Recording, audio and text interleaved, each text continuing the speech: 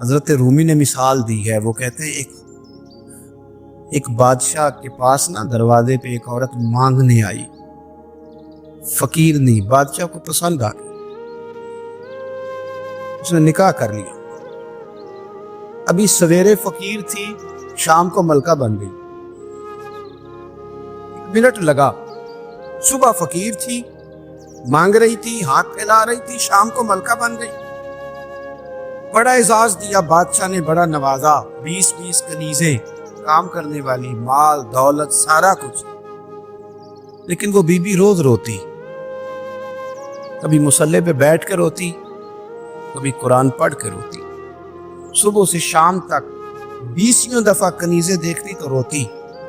بادشاہ نے حکم دے رکھا تھا کہ اس کے ابرو کا اشارہ ہو جائے تو جو یہ مانگے اسے دے دیا جائے، لیکن وہ روتی رہتی، وہ روتی رہتی، وہ روتی رہتی۔ ایک دن جو کنیزوں میں سے ذرا سیانی تھی وہ آ گئی، کہنے لگی بی بی بات سن، ہمیں نہیں سمجھ آتی کہ ہم غریب لوگ ہیں، مجبور ہیں، تنگ دست ہیں، بے اختیار ہیں، تو مالدار بھی ہے اور با اختیار بھی ہے اور موج میں ہے، تو روتی کیوں ہے؟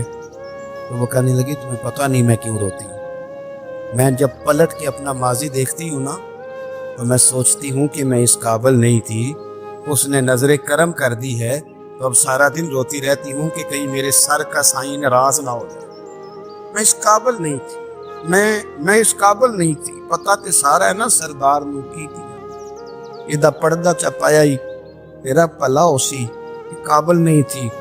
پھر ان کنیزوں کو کہنے لگی سنگ سہیلیوں آؤ بیٹھو، میرے لیے دعا کرو کہ وہ جو میرے پاس شفقت کرتا ہے وہ ہمیشہ مجھ سے راضی رہے، وہ کہیں ناراض نہ ہو جائے، وہ کہیں کسی جگہ پریشان نہ، کہیں کوئی ایسا معاملہ نہ بن جائے۔ اس یارو وہ جو ظرف والے لوگ تھے ان کا تو یہ سٹیٹس تھا کہ وہ روتے تھے، اور یہاں 2 نیکیاں کر کے زمانے کو بتانا، 2 خدمتیں کر کے تعریف مانگنا، اجر کا سوال کرنا۔ میرے رسول کریم علیہ السلام نے فرمایا صبح قیامت کچھ لوگ اللہ کے حضور حاضر ہوں گے، اے اللہ ہم حاجی تھے، نمازی تھے، سخی تھے، عبادت گزار تھے۔ اللہ فرمایا کہ کیا لینے آئے ہو؟ اللہ وہ مسجد بنائی، مدرسے میں تعاون کیا، فلاں شہر کی نوکری کی، فلاں جگہ گئے، جلسہ کرایا، محفل کرائی، سرائے بنایا اور صاف پانی کا کنواں لگوایا، اور جناب ہم نے وہ فلانے کی تو اللہ فرمائے گا میرے لیے تھوڑی کی تھی، جاؤ جن کو دکھانے کے لیے کی تھی ان سے جا کے اجر مانگو، تمہارا تو خیال تھا واہ واہ ہو جائے، بلے بلے ہو جائے، اور مٹی دیں، مٹی رہنا ہی ایمی قادی بلے بلے، آج مٹی دے اٹھتے بندے آتے، کل مٹی دے تھلے۔ عجیب بات کرتے ہیں صاحب لوگ۔ حضرت انس بن مالک حدیث کے راوی، میری طرف دیکھیے گا، حضرت انس بن مالک حدیث کے راوی ہے، توجہ کرنا۔ کہتے ایک بی بی حضور کے پاس آئی، اپنا علاقہ چھوڑ آئی، آ کے کھڑی ہوئی تو اس نے کہا حضور میں خاندان بھی چھوڑ آئی ہوں، سسرال بھی، میکا بھی، ننیال بھی، ددیال بھی، میں ہر ایک کو چھوڑ آئی ہوں، میں جائیداد والی تھی وہ بھی چھوڑ آئی ہوں، مال دولت بھی چھوڑ، ایک میرا بیٹا تھا جوان وہ میں ساتھ لائی ہوں، سونیا یہ آپ کی نوکری کرے گا اور میں حضرت فاطمہ کی ڈیوٹی کروں گی، میں حضرت عائشہ کے برتن دھویا کروں گی، میں بھی نوکری کروں گی، حاضر ہے۔ فرماتے ہیں رسول پاک نے بچہ اصحاب صفہ میں رکھ لیا، اصحاب صفہ، اور بی بی کو نبی پاک صلی اللہ علیہ وسلم نے عورتوں کے ساتھ متعین کیا۔ حضرت انس کہتے ہیں وہ نوجوان بڑا پیارا، بڑا میٹھا، بڑا دھیما، بڑا وفاشار، وہ سبق اچھی طرح یاد کرتا، وہ نماز دلچسپی سے پڑھتا، وہ حضور کی باتوں کو غور سے سنتا، وہ رسیلا، وہ سنجیدہ، وہ کم گو، وہ میٹھا، وہ پیارا۔ کہتے ہیں بڑی دلکشا طبیعت، اس کی مقناطیسی سی شخصیت، طبیعت کھینچی چلی جائے اس کی طرف، بڑا حسین و جمیل وہ نوجوان۔ اس ماں بیٹے کے تذکرے ہونے لگے کہ بڑی جائیدادیں چھوڑ کے آئے، بڑے مال والے، انہوں نے بڑی قربانی دی ہے، ہر رشتہ ناتا توڑ کے رب رسول سے یارانہ لگایا ہے، اللہ بڑا بے نیاز ہے۔ بچہ بیمار ہو گیا، شدید علیل ہوا۔ حضرت انس بن مالک فرماتے ہیں ہم قریب جا کے بیٹھے تیمارداری کرنے تو اتنا علیل ہوا کہ اس کا وجود کانپنے لگا۔ کہتے ہیں کچھ ہی دیر گزری تو اس نے کلمہ پڑھا، روح پرواز کر گئی، روح پرواز کر گئی، سننا روح پرواز کر گئی۔ کہتے ہیں نبی پاک صلی اللہ علیہ وسلم کو بلایا، حضور آئے تو آنکھوں میں آنسو، نبی پاک صلی اللہ علیہ وسلم نے سر پہ ہاتھ پھیرا، اور پہلے حضور نے جملے ارشاد فرمایا، فرمایا تم غسل دو، کفن دو، میں خود اس کا جنازہ پڑھاؤں گا۔ پھر حضور نے فرمایا نہیں، اسے غسل نہیں دینا، ارادہ بدل گیا، پروگرام تبدیل ہو گیا، اسے غسل نہیں دینا، کفن نہیں دینا۔ حضور کیا کرے؟ فرمایا اس کی اماں کو جا کے بتاؤ۔ یہ نہیں فرمایا بلا کے لاؤ، اماں کو جا کے بتاؤ۔ حضرت انس کہتے ہیں میں نے کوئی نرالا سے رنگ دیکھا، کوئی منفرد سا انداز دیکھا، ہمیں بھیج دیا اماں کو بلاؤ، اور خود نبی پاک اس کمرے سے نکل گئے اور حضور کی آنسو بھی یکدم خشک ہو گئے، مزاج بدل گیا، پریشانی بدل، اماں کو بلاؤ اس کی۔ یہ ارادہ معبود کیا ہے، ارادہ خدا کیا ہے؟ تو اس کی اماں کو جا کے خبر دی، تو ماں کو تو بس کوئی اتنا بتا دے کہ بیٹا سائیکل سے گر گیا ہے، سائیکل سے گر گیا ہے۔ اماں ساری رات سوتی نہیں۔ ایک شاعر نے کہا تھا، ایک مدت ہوئی میری ماں نہیں سوئی، میں نے ایک رات کہا تھا مجھے ڈر لگتا ہے، ایک رات کہا تھا مجھے ڈر لگتا ہے۔ یہ اپنے اپنے رنگ ہوتے ہیں، اپنا اپنا انداز ہوتا ہے۔ رمضان شریف کا مہینہ آتا تو میری اماں جی گری کا تیل منگاتی، چیزیں منگاتی، اور پھر زبردستی میں منع کرتا کہ اماں جی نہیں، آپ کیا کر رہی ہیں، میں تو تیل ویسے بھی ذرا کم استعمال کرتا ہوں، تو رگڑ رگڑ کے، نہیں کتابیں بڑی موٹی ہیں، فلاں چیز بڑی موٹی، اس کا رنگ تھوڑا نرالا ہے۔ تو یہ جو ماں کا رنگ ہے نا، اس جیسا رنگ دوسرا ملتا بھی کوئی نہیں دنیا میں۔ یہ اپنی مثال آپ ہی ہے۔ اماں کو کہا تیرا بیٹا، اماں ذرا دوڑی، گری، پھر اٹھی، پھر گری، پھر اٹھی، پھر گری، روتی ہوئی آئی۔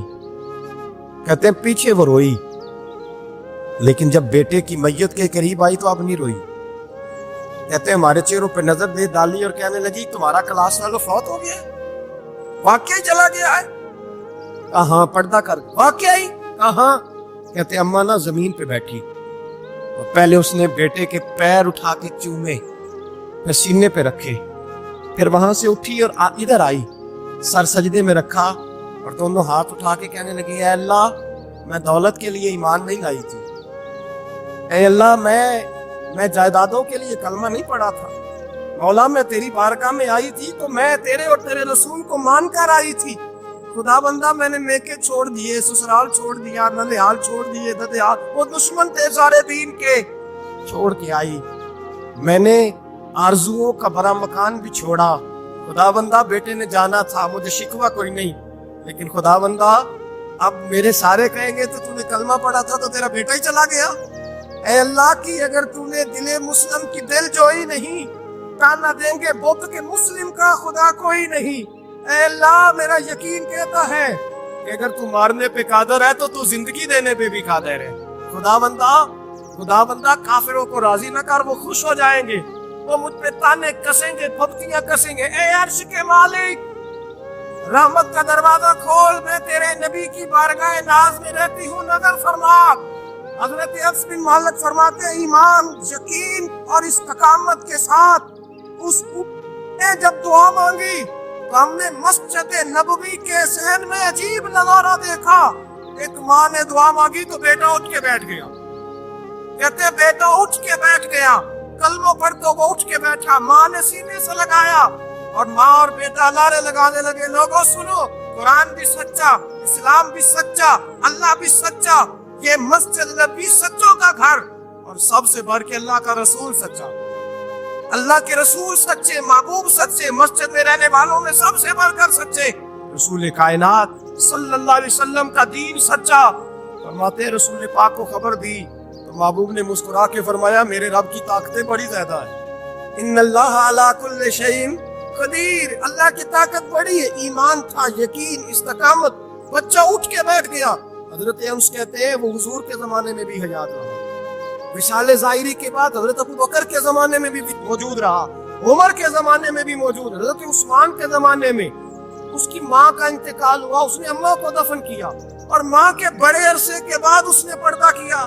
جب ہم اس کی طرف دیکھتے تھے نا، دیکھتے اس کی طرف تھے پر ہمیں اس کی اماں کا ایمان یاد آ جاتا تھا، ہمیں یقین۔ او بھائی، ایک نوجوان تھا 12-14 سال کا، یہودیوں کا بچہ تھا، بخاری جو ہے اکثر حضور کے پاس آیا کرتا، چھوٹے موٹے کام نبی پاک کے کر دیتا، اور کچھ بھی نہ ہوتا تو آ کے بیٹھا رہتا، حضور کا چہرہ ہی دیکھتا رہتا، نبی کریم کا چہرہ ہی دیکھتا رہتا، خوش رہتا، حضور کی زیارت ہی کرتا رہتا۔ 2-3 دن وہ آیا نہیں، بخاری میں موجود ہے، حضور نے فرمایا معلومات کرو کیوں نہیں آیا، صحابہ نے عرض کی حضور بیمار ہو گیا، بیمار ہو گیا۔ امام زرقانی نے لکھا ہے، فرماتے ہیں وہ بھی اپنے گھر میں نا روز دروازہ دیکھتا رہتا ہے، روز دروازہ دیکھتا رہتا۔ اس کی ماں کہنے لگی بیٹا جن کا تو انتظار کر رہا ہے وہ مشکل سے آئے، ہمارا نہ مذہب کا رشتہ ہے نہ کسی اور کا، کیسے آئے؟ لیکن حضور نے فرمایا چلو چلتے ہیں۔ جب میرے نبی کریم علیہ الصلوۃ والسلام نے دروازے پہ دستک دی تو امام زرقانی کہتے ہیں کہنے لگا اماں سے کھولو دروازہ، مصطفیٰ کریم آ گئے۔ حضور آ گئے، والد نے دروازہ کھولا، نبی کریم اندر تشریف لائے۔ نبی پاک کا جو دست مبارک تھا نا وہ کستوری سے زیادہ مہکا کرتا تھا، کستوری سے زیادہ مہکتا، برف سے زیادہ ٹھنڈا ہوتا۔ کہتے نبی پاک اس کے پاس گئے تو اندر داخل ہوا تو رونے لگا۔ حضور نہ سرانے والی سائڈ پہ بیٹھ گئے، اس کا سر اٹھا کے گود میں رکھا، اور جب اس کے بالوں میں حضور نے دست مبارک پھیرا تو اس کی ماں اور باپ کی آنکھوں میں بھی آنسو آ گئے۔ یہ انداز کرم غریبوں کے ساتھ، ہم غریبوں کے ساتھ۔ وہ ایک ہندو شاعر تھا تو وہ حضور کی نعتیں لکھتا تھا، تو کچھ مسلمان بھی بڑے ڈاڈے ہوتے ہیں نا، اس کو جا کہنے لگے نعتیں تو بڑی لکھتا ہے، کلمہ کیوں نہیں پڑھتا، کلمہ بھی پڑھنا۔ اس نے کہا چل اس پہ بھی شعر سن لے، اس پہ بھی تو شعر ہی سن لے، تو میں تیرا پابند تو نہیں۔ کہنے لگا ہو جائے عشق کسی سے کوئی چارہ تو نہیں، صرف مسلم کا محمد پہ اجارہ تو نہیں، صرف مسلم کا محمد پہ اجارہ تو نہیں۔ اتنا ڈانٹا نہ ہو یار، میرے ساتھ یہ رویہ نہ کر، ہو گیا پیار، یہ ہو جایا کرتا ہے، اب تو اس طرح تو نہ کر میرے ساتھ۔ حضور نے جب پھیرا نا بالوں میں ہاتھ، ماں باپ رونے لگے، اس نے بھی آنکھیں کھولی۔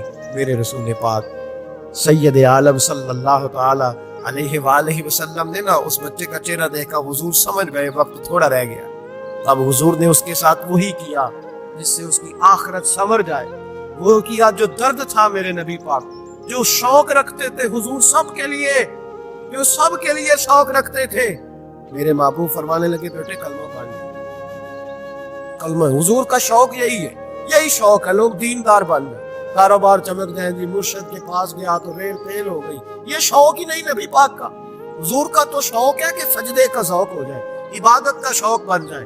نبی کریم علیہ السلام نے فرمایا بیٹے کلمہ پڑھو۔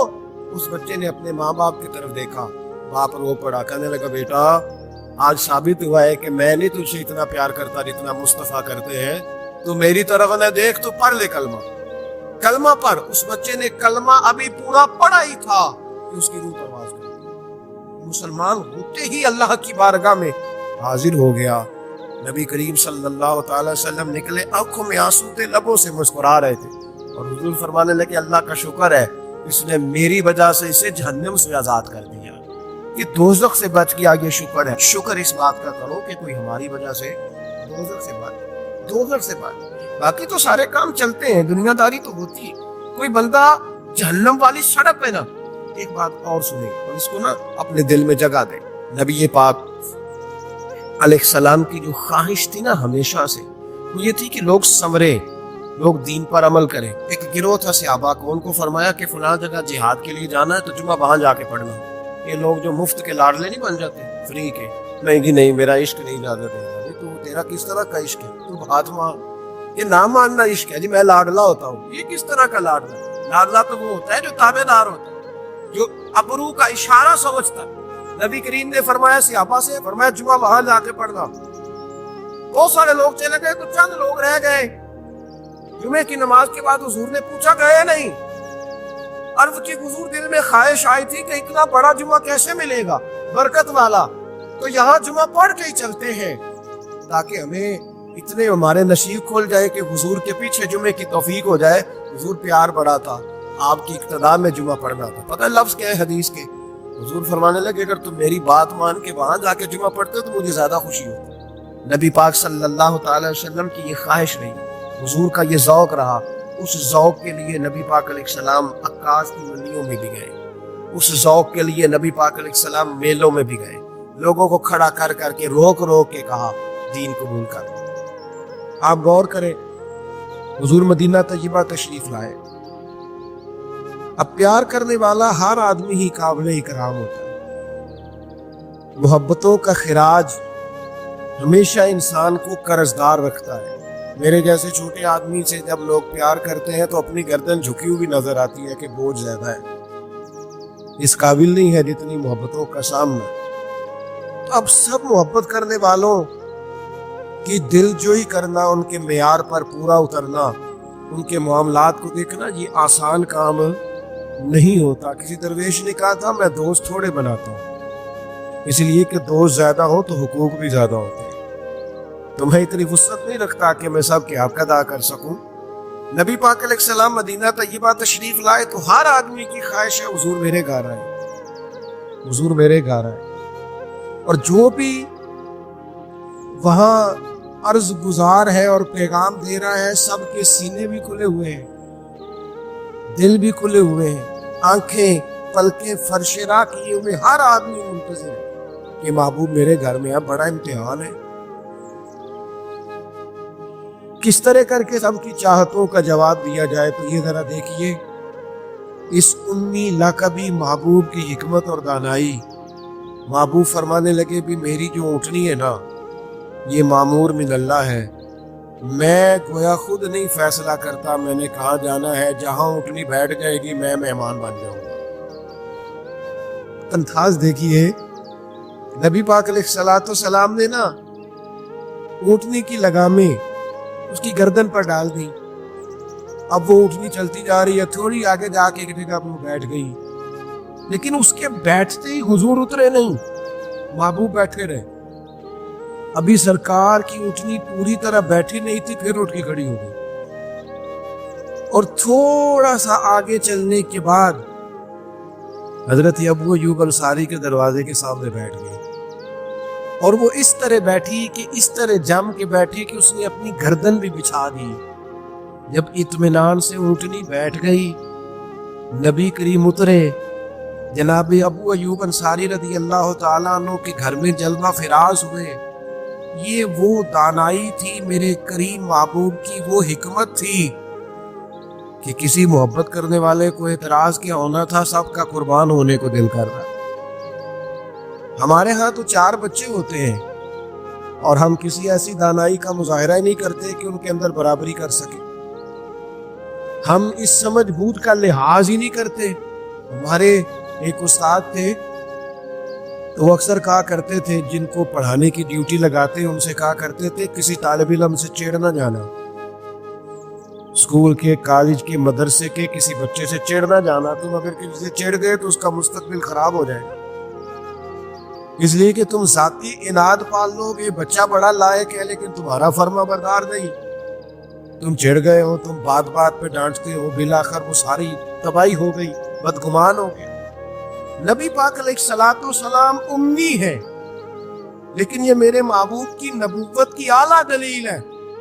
اللہ تعالیٰ نے محبوب کو حکمت، تدبر، دانائی، ہم دانا نہیں ہوتے، شعور نہیں رکھتے، فہم و فراست کا۔ وہ عارف رومی کہتے ہیں کہ ایک شخص بادشاہ تھا، اس نے خواب دیکھا، خواب میں دیکھا کہ اس کے سارے دانت ٹوٹ گئے۔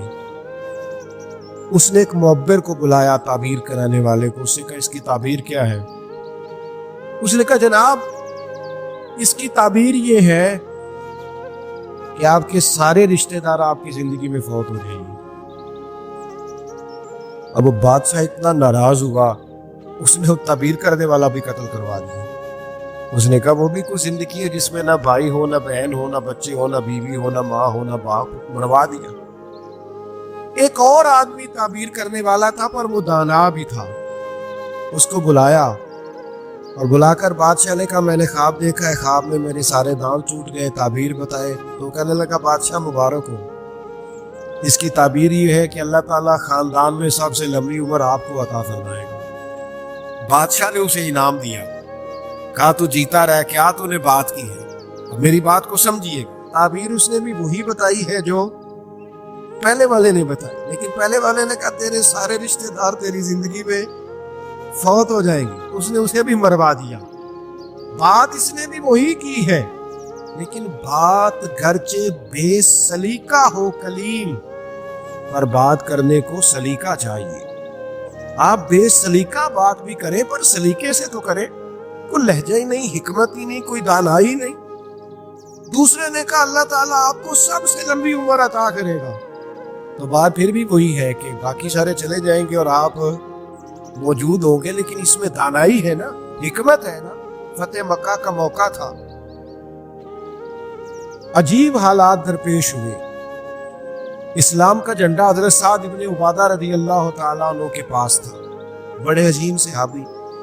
بدر کے موقع پر جس آدمی نے اپنے جذبات سے ماحول گرما دیا وہ حضرت سعد بن عبادہ. اگلی صفوں میں مجاہدوں کی رہنے والے، مال خرچ کرنے والے، میدان آدمی. لیکن جھنڈا ان کے ہاتھ میں تھا. حالات کچھ اس طرح کے پیدا ہوئے کہ بعض لوگوں نے مطالبہ کیا ان سے جھنڈا لیا جائے، اور کوئی معقول وجہ نہیں تھی، لیکن بعض اوقات نا حالات ایسے بن جاتے ہیں. اب حضور علیہ السلام کی بارگاہ سے مطالبہ ہو رہا ہے کہ آپ جناب سعد بن عبادہ سے جھنڈا لے لیں. یہ نوجوانوں سے بالخصوص عرض کروں گا کہ علم بھی تبھی بندے کو فائدہ دیتا ہے جب اس کے ساتھ کچھ بندے کو شعور بھی ہو. ہنر بھی تبھی فائدہ دیتا ہے جب اس کے ساتھ کچھ نہ کچھ دانائی بھی ہو. شیخ سعدی فرمایا کرتے تھے 1 من علم ہونا تو سنبھالنے کے لیے 10 من عقل کی بھی ضرورت ہوتی ہے، ورنہ ضائع ہو جاتا ہے سارا. دانائی، تدبر. یہ دیکھیے امی لقبی محبوب سے ہم نے دانائی سیکھنی ہے، تدبر سیکھنا ہے، فہم و فراست سیکھنی ہے. زندگی میں شعور کس کو کہتے ہیں یہ حضور ہمیں سکھائیں کہ جناب حضرت سعد بن عبادہ کو اتارنا ہے. تو بڑے بڑے دانا صحابہ کہہ رہے تھے یا رسول اللہ کوئی ایسی بات نہیں ہے، حالات اس طرح کے ہیں، کیسے یہ فیصلہ کریں. حضور نے فرمایا کوئی مشکل نہیں، اتار دیتے، بدل دیتے، ان سے منصب لے لیتے. یا رسول اللہ یہ آسان نہیں ہے، کیسے؟ فرمایا ابھی دیکھنا تم. یہ اللہ تعالیٰ نے میرے محبوب کو حکمت کی خزانوں کی کنجیاں عطا فرمائی. نبی کریم علیہ السلام نے فرمایا سعد بن عبادہ جھنڈا دے دے آپ واپس. اب آپ لشکر کے علم بردار نہیں رہے. انہوں نے بوجھل ہاتھوں سے جھنڈا تھاما ہوا تھا، پریشان تھے کہ کوئی ایسی بات نہیں. جب حضور نے کہا دیں، وہ غلام تھے. سانو قید سجن دا گہنا ہے، وہ جیندے رکھے ایسا انج رہنا ہے. انہوں نے اسی وقت جھنڈا تھما دیا، خوش ہو کے تھما دیا. لیکن یہ میرے محبوب کی حکمت ہے. محبوب نے جناب سعد بن عبادہ سے جھنڈا لیا اور قریب ان کے جوان بیٹے کھڑے تھے. محبوب نے جھنڈا انہیں دے دیا. فرمایا کمان تیرے ہاتھ میں ہے. باپ کا قد اس وقت 10 فٹ زمین سے اونچا ہو جاتا ہے جب اس کا بیٹا اس کی جگہ پہ بیٹھ جاتا ہے. وہ کہتا میری فکر گئی، میں اب بے فکر ہوں. جب انہی کے بیٹے کو وہ منصب ملا تب حضرت سعد بن عبادہ کے چہرے کی کیفیت یہ تھی کہ وہ گویا اپنی آنکھوں اور اپنے چہرے سے بتا رہے تھے میں تو خود جھنڈا پکڑ کے اتنا راضی نہیں تھا جتنا اپنے بیٹے کے ہاتھ میں دیکھ کے راضی. یہ آپ تدبر سیکھیں. میں اپنے نوجوانوں کو دیکھتا ہوں جذباتی مزاج، بھاگتے دوڑتے، بے چین، پریشان، الجھے ہوئے. ابھی میں ملک سے باہر تھا، میرے ساتھ اکثر ایسے ہوتا ہے. بیرون ملک جو لوگ ہوتے ہیں نا وہ زیادہ پریشان ہوتے ہیں پاکستان کے حالات کو لے کر، وہ زیادہ خبریں دیکھتے ہیں. ایک صاحب مجھ سے کہنے لگے پاکستان کے حالات، میں نے کہا بالکل ٹھیک ہے. اتار چڑھاؤ ہے، زندگی کے ساتھ چلتا ہے. بے چینی نہیں، بے قراری نہیں، الجھاؤ نہیں، ہر وقت کا اضطراب نہیں. دانائی، تدبر، حکمت، معاملہ فہمی، یہ ہمیں ہمارے رسول پاک نے عطا فرمایا. آپ اپنی زندگی کو سلیقے سے گزاریں، قیمتی بنائیں. آپ اپنے وجود سے بڑا کام لے سکتے ہیں، لیکن کیا ہے؟ دانائی نہیں ہے. جذباتی مزاج اور جذباتی پن ہماری طبیعتوں کا حصہ ہے. جذباتی فیصلے، جذباتی باتیں. ہمارے دیہاتوں میں چودھری فیصلہ کس کے حق میں کرتے ہیں؟ جو پہلے آ جائے. تو سچا ہے یا جھوٹا ہے؟ پہلے گیا ہے، مسولے مینو پہلا آخیا تسی تے آئے ہی نہیں، اسی بات میں فیصلہ دے دیا. دانائی، تدبر، یہ رسول اللہ صلی اللہ علیہ وسلم نے ہمیں سکھایا. امی لقبی ہے حضور. دوسری بات، انسان کے پاس جو سب سے قیمتی چیز ہوتی ہے نا وہ اس کا کردار ہوتا ہے. آپ نے زندگی میں نقوش کیا چھوڑے؟ آپ جہاں رکے، جہاں بیٹھے، یہ ایسا تو نہیں زندگی میں کہ یہ 10 دوست پرانے، یہ 10 دوست آج کل کے ہیں اور ان کے درمیان بھی غیبتیں جاری ہے، بس کام ختم ہونے کے قریب ہے، اور پھر اس کے بعد اور کوئی 4 دوست ہم تلاش کریں گے. اچھے نقوش نہیں چھوڑتے. کتنی خوشیوں سے رشتے طے پاتے ہیں، لیکن وہ تھوڑا وقت نہیں گزرتا تو ساری سوچے، سارے نظریات گدلے اور میلے کچیلے ہونے لگ جاتے، اس ساری محبتوں کو زنگ لگنے لگ جاتا ہے۔ عظمت کردار، بلندی، آپ کے افکار، آپ کا اچھا گمان، آپ کی سوچیں، آپ حیران ہوں گے اللہ تعالیٰ نے نبی پاک کا وجود ہی معجزہ بنایا ہے، لیکن جب حضور کے اپنوں نے دلیل مانگی نا، اپنوں کو مطمئن کرنا بڑا مشکل کام ہوتا ہے۔ قریبیوں نے دلیل مانگی، قریش مکہ نے، کہ آپ نبی ہیں تو دلیل دیں۔ نبی پاک علیہ السلام نے اپنے اپنوں کو معجزہ نہیں دکھایا، بلکہ قرآن مجید فرماتا ہے کہ محبوب نے کہا فَقَدْ لَبِثْتُ فِيكُمْ عُمَرًا مِّن قَبْلِهِ أَفَلَا تَعْقِلُونَ۔ میں کوئی باہر سے نہیں آیا، میں نے اپنی اس سے پہلے کی ساری عمر تمہارے درمیان گزاری ہے، 40 سال یہاں گزارے، اپنے ماں کی گود میں بھی، نانا کے کندھوں میں بھی، جناب خدیجہ کا دولہا بن کے بھی، بیٹیوں کا باپ بن کے بھی، میں نے سارا وقت تمہارے بیچ گزارا۔ افلا تعقلون، تمہیں عقل نہیں؟ گویا محبوب ان سے فرما رہے ہیں کہ میری جیسا سچا ہے تو لا کے دکھاؤ، باہر سے نہیں آیا، تمہارے درمیان رہا ہوں۔ یار یہ مشکل کام ہوتا ہے، چاروں جانب ماحول خراب اور بندہ پھر ٹھیک رہے۔ اکثر لوگ تو اپنے بچے کی غلطی نہیں نکالتے، کہتے دوستوں نے خراب کر دی، اماں کہتی ہے منڈا میرا ٹھیک ہی، دوستوں نے خراب کرتا ہے۔ میں نے کہا چلے اچھی طرح سے سوچ لے، ہو سکتا ہے دوست ٹھیک ہو، آپ کے بچے نے سارا ماحول گڑبڑ کر دیا ہو۔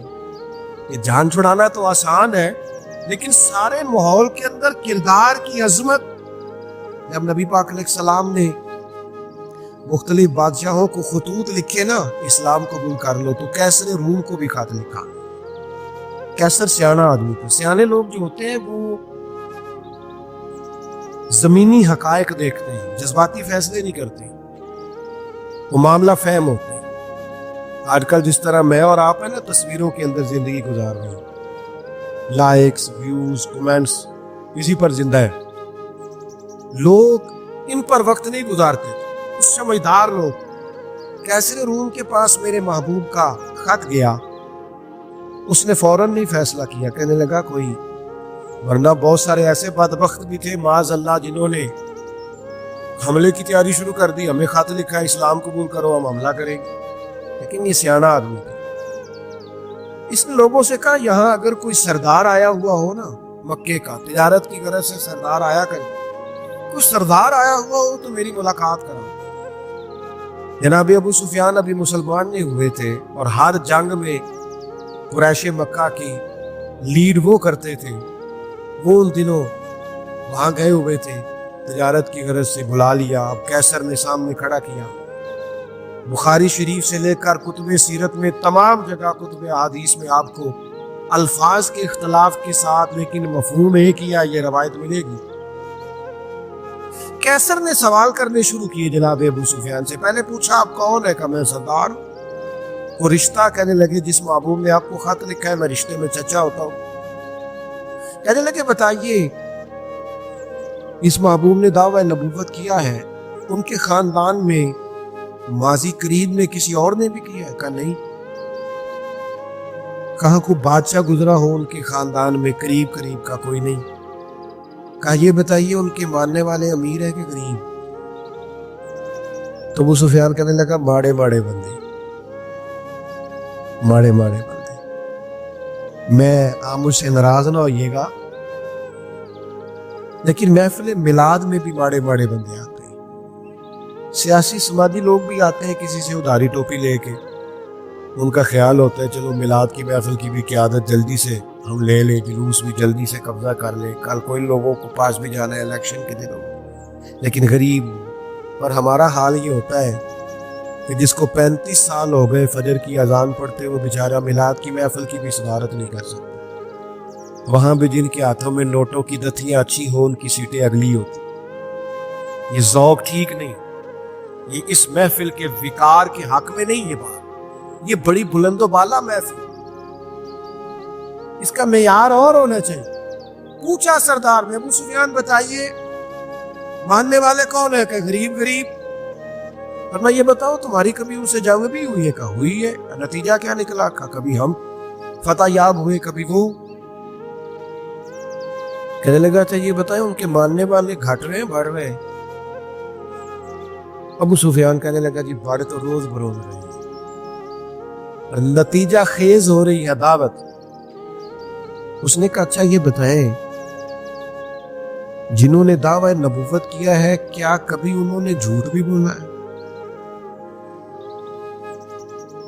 ابو سفیان کہتے ہیں کہ میں ایک منٹ کے لیے سوچ میں مخالف تھا نا، مخالف رائے دے رہا تھا، لیکن میرے دل کے اندر سے آواز آئی معاذ اللہ میں انہیں جادوگر کہوں، شاعر کہوں، شاعر کہوں تو شاید کوئی شخص میری بات پر توجہ دے، پر نبی پاک نے جھوٹ بولا یہ کمانے کا ہی کوئی نہیں۔ کہتے ہیں میں نے کہا بات بالکل سچی کرنی ہے، وہ میرے سامنے پیدا ہوئے، سامنے جوان ہوئے، سامنے ان کے بال سفید ہوئے، اور اس محبوب کی زبان سے جو بھی نکلتا ہے حق اور سچ ہی نکلتا ہے۔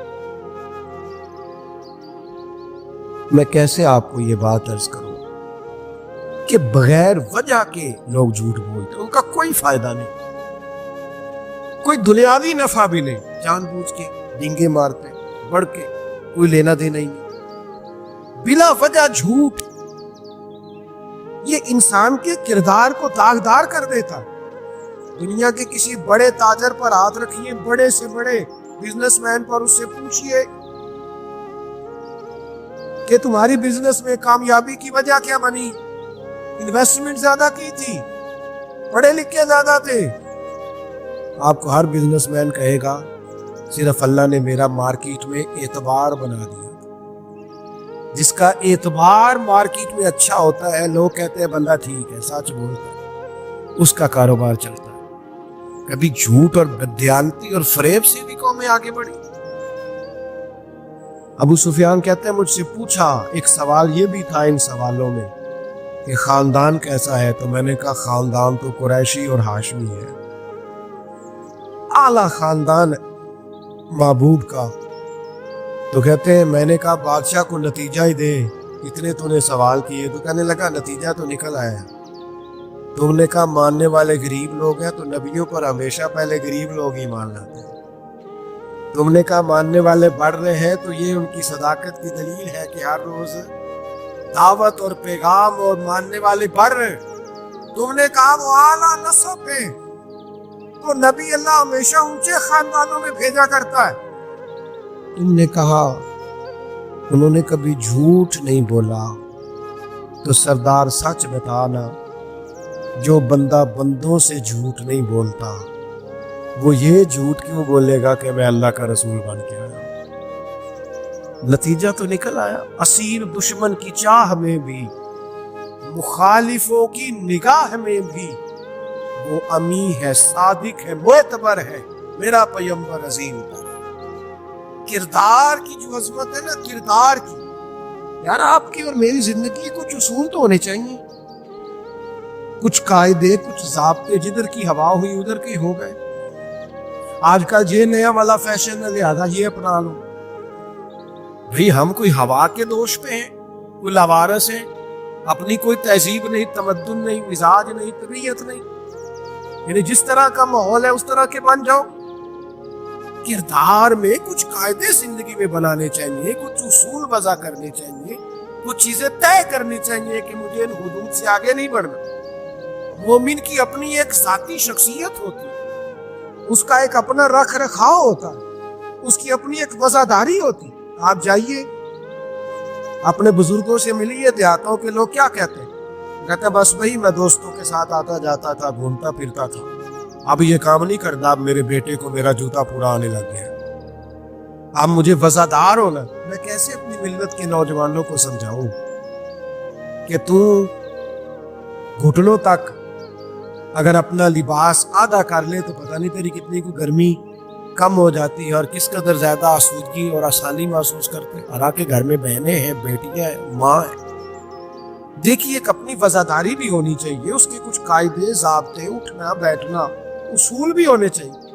نبی کریم صلی اللہ تعالی علیہ وسلم کی عظمت کردار کا یہ عالم تھا کہ عرب شریف کے اندر کنواری عورتیں بڑی ہی شرم و حیا والی ہوتی، لوگ مثال دیتے کہ تم تو کواری لڑکی کی طرح شرم و حیا والا. قربان جائے سیدہ طیبہ طاہرہ حضرت عائشہ صدیقہ رضی اللہ تعالیٰ عنہ فرماتی ہیں نبی پاک علیہ السلام عرب کی کواری لڑکیوں سے بھی زیادہ حیا والے. حضور حیا والے، متانت، سنجیدگی، کبھی شور و غل نہ کرتی، کبھی بازار میں نظریں اٹھا کے نہ چلتی، کبھی محبوب کی زبان سے معاذ اللہ کسی نے کوئی کمزور جملہ نہیں سنا. یہ کیا بات ہوئی، مجھے کسی نے غصہ دلایا تھا میں نے گالیاں دے دی. تو آپ کے اصول کدھر گئے، قاعدے کدھر گئے، ضابطہ کدھر گیا؟ یہ کیسے ہو گیا کہ آپ بااصول آدمی تھے پھر بھی آپ کی زبان سے بازاری جملے نکل آئے؟ یہ ہو نہیں سکتا نا اگر آپ نے کوئی اصول زندگی میں بنا رکھے. تو عظمت کردار یہ رسول اللہ صلی اللہ تعالی علیہ وسلم کی زندگی کا ایک بنیادی عنصر ہے، بنیادی. اور پھر حضور سید عالم صلی اللہ تعالی علیہ وسلم کو اللہ تبارک و تعالی نے ایک شان اور بڑی امتیازی عطا فرمائی، بڑی انوکھی. وہ یہ تھی کہ اللہ تعالیٰ نے نہ محبوب کو فصاحت و بلاغت عطا فرمائی، یعنی بات کہنے کا جو سلیقہ، جو انداز حضور جانتے ہیں نا، یہ کسی اور کو نصیب. ہمارے ہاں نا بہت زیادہ باتیں کرنے کا رواج ہے، اس کا نتیجہ یہ نکلتا ہے کہ انسان کے جملے بے وقت ہو جاتے ہیں. لوگ کہتے ہیں یار عادت ہے اس کی. اور کچھ لوگ ایسے ہوتے ہیں کہ جن کے پاس آپ بیٹھے نا تو کبھی کبھی تیل کی ضرورت پڑ جاتی ہے کہ تھوڑا تھوڑا یہاں لگا لے بندہ. یہ اتنی باتیں سناتے ہیں، اتنی باتیں. اور آج کل تو ایک اور رواج بھی ہو گیا ہے، کہتے ہیں قطع کلامی معاف اور ساتھ ہی بات شروع. تو میں کئیوں سے کہتا ہوں پہلے پوچھ تو لیں ہم نے معاف کیا بھی ہے کہ نہیں. آپ تو گن پوائنٹ پہ معافی لے رہے ہیں، آپ نے حکم دائر کیا ہے قطع کلامی معاف اور آپ شروع ہو گئے. گفتگو میں، لہجے میں، دعوت دینے میں، پیغام دینے میں، میں آپ کی خدمت میں عرض کروں گا روز بچوں کو بھی نہیں ڈانٹنا چاہیے، روز نہیں نصیحت کرنی چاہیے ورنہ نصیحت بے وقت ہو جاتی ہے. روز ہی انسان کو اس طرح کا ماحول نہیں بنانا چاہیے، وہ اس کی طبیعت ٹھہراؤ والی ہے. یعنی سکوت جو ہوتا ہے نا، چپ خاموش آدمی، وہ لگتا ہے کہ کوئی طوفان لیے بیٹھا، لگتا ہے کہ یہ اس وقت کسی خاص گہرائی اور گہرائی میں اتر کر کوئی اچھی منصوبہ بندی کر رہا. نبی پاک علیہ السلام کو اللہ نے بڑی فصاحت و بلاغت عطا فرمائی، لیکن اس کے ساتھ ساتھ اللہ تعالیٰ نے علم کے خزانوں کی کنجیاں دی. سرکار جب بات کرتے نا تو صحابہ فرماتے ہر جملہ دوسرے جملے سے جدا ہوتا. اس طرح حضور بولتے کہ اگر کوئی لفظ گننا چاہتا تھا تو گن بھی سکتا. یعنی بات وہ ہمارے ہاں اکثر نا محافل میں ایسا ہوتا ہے کہ وہ بعض اوقات بڑی سادی سی بات بھی اتنے جوش کے ساتھ کی جاتی ہے کہ میری طرح کا طالب علم سوچنے لگ جاتا ہے کہ یہ بات تو آرام سے بھی کی جا سکتی ہے، اس میں اتنا پریشان ہونے کی ضرورت ہے. اس سادی سی بات تھی، آپ بڑے خوبصورت لہجے میں بھی کہہ سکتے تھے. اللہ تعالیٰ نے محبوب کو فصاحت دی، بلاغت دی، معاملہ فہمی دی، اور حضور علیہ الصلوۃ والسلام بڑے ٹھہرے ٹھہرے انداز میں بات کرتے. لیکن جب بات کرتے تو حضور نہ بات کا رخ بدل دیتے. یعنی بندہ سوچ رہا ہے اس رستے جانے کی، لیکن کریم کی حکیمانہ بات بندے کا رستہ چینج کر دیتی. وہ بالکل انسان ڈائریکشن بدل لیتا کہ نہیں یار یہ رستہ ٹھیک ہے. آپ بات کو سمجھیے گا. ایک ہوتا ہے بندے کے پاس مال نہیں تو وہ فقیر ہے. کچھ لوگ ایسے ہوتے ہیں کہ وہ امیری میں فقیری کرتے ہیں، مالدار ہوتے ہیں، بڑا اللہ نے دیا ہوتا ہے، لیکن ان کے مزاج سے دولت نہیں چھلکتی، عہدہ نہیں چھلکتا. وہ درویشوں کے ساتھ بیٹھتے ہیں، سادہ طرز زندگی. یہ بھی نبی پاک علیہ السلام کا خاصہ ہے، حضور کی نبوت کی دلیل ہے کہ نبی پاک نے فقیرانہ زندگی کو اختیار کیا. آپ ذرا انداز دیکھیے. حضرت عمر رضی اللہ تعالیٰ عنہ کہتے ہیں میں ملنے کے لیے پہنچا تو موٹے بان کی چارپائی، حضور اس پر آرام فرمائے. فرماتے ہیں جب میں گیا تو سرکار اٹھ کے بیٹھے، اور جب حضور اٹھے نا تو آپ کی کمر مبارک سے نا ذرا کپڑا ہٹا. جنہوں نے پرانی موٹی وان کی چارپائیاں دیکھی نا، مونجدی منجی جنہوں کہیں دس، تو وہ کبھی اٹھتے تھے نا سو کے تو کمر پر نشان چھوڑتی تھی. حضرت عمر رضی اللہ تعالیٰ عنہ اپنے مزاج کے لحاظ سے دلیر آدمی تھے، لیکن جناب فاروق اعظم رضی اللہ تعالیٰ عنہ نے محبوب کو اس حال میں اٹھتے دیکھا تو آنکھوں میں آنسو آ گئے. اور حضرت عمر میں نے ایک فکر بیان کی، ایک ڈائریکشن بیان کی، اپنی سوچ عرض کی حضور کی بارگاہ میں، عرض کی یا رسول اللہ صلی اللہ تعالی علیہ وسلم، یہ کیسر و کسرا اللہ کے دین کے دشمن ہے اور اتنی آرام سے زندگی گزار. بہت سارے لوگ سوال نہیں کرتے وہ فلاں ملک دیکھو غیر مسلم ہے، پھر آسودہ حال کتنا ہے. محنت ضرور کرے، جدوجہد ضرور کرے. یہ بات کرنے کا مقصد یہ نہیں کہ محنت چھوڑ دی جائے، خوب مشقت کرے. جدوجہد تو انسان کو زندہ رکھتی ہے، اس سے تو پتہ چلتا ہے کہ انسان کے اندر روح موجود ہے. جو بالکل ہلتے جلتے نہیں، حرکت نہیں کرتے ہو تو مردے ہو جاتے ہیں. تو زندگی زندہ دلی کا نام، مردہ دل کیا خاک جیا کرتے. لیکن یہ سوچ کا یہ زاویہ بھی دیکھیے. حضرت عمر نے عرض کی یا رسول اللہ صلی اللہ تعالی علیہ وسلم، وہ کیسر و کسرا اللہ کے دین کے دشمن اتنی آسودہ آسان زندگی گزارتے اور آپ محبوب ہو کے. یہ ایک زاویہ ہے سوچ کا، لیکن نبی پاک علیہ السلام نے اس زاویے کو نیا راستہ دیا. یہ سوچ یہ ہے کہ آپ محبوب ہیں اور ظاہری طور پر یہ وقت مشکل ہے، دوسری جانب دشمن ہے، اور یہ گاؤں تک یہ لاؤ لشکر، یہ آسان زندگی. حضور نے سوچ ہی بدل دی. فرمایا عمر کیا تم یہ پسند نہیں کرتے کہ وہ دنیا میں تھوڑی سی آسانی لے اور آخرت میں رسوا ہو جائے؟ اور فرمایا کیا تم یہ پسند نہیں کرتے ہم دنیا میں تھوڑی سی مشقت اٹھائیں اور آخرت کی ساری عزتیں اللہ ہمیں ہی عطا فرما دے؟ یہ ایک ایسی سوچ تھی کہ جناب عمر کہتے ہیں میرا زاویہ نگاہ بدل گیا کہ جنت میں جئیں گے من چاہی زندگی، وہاں اللہ کے انعامات سے بھرپور لطف اندوز ہوں گے،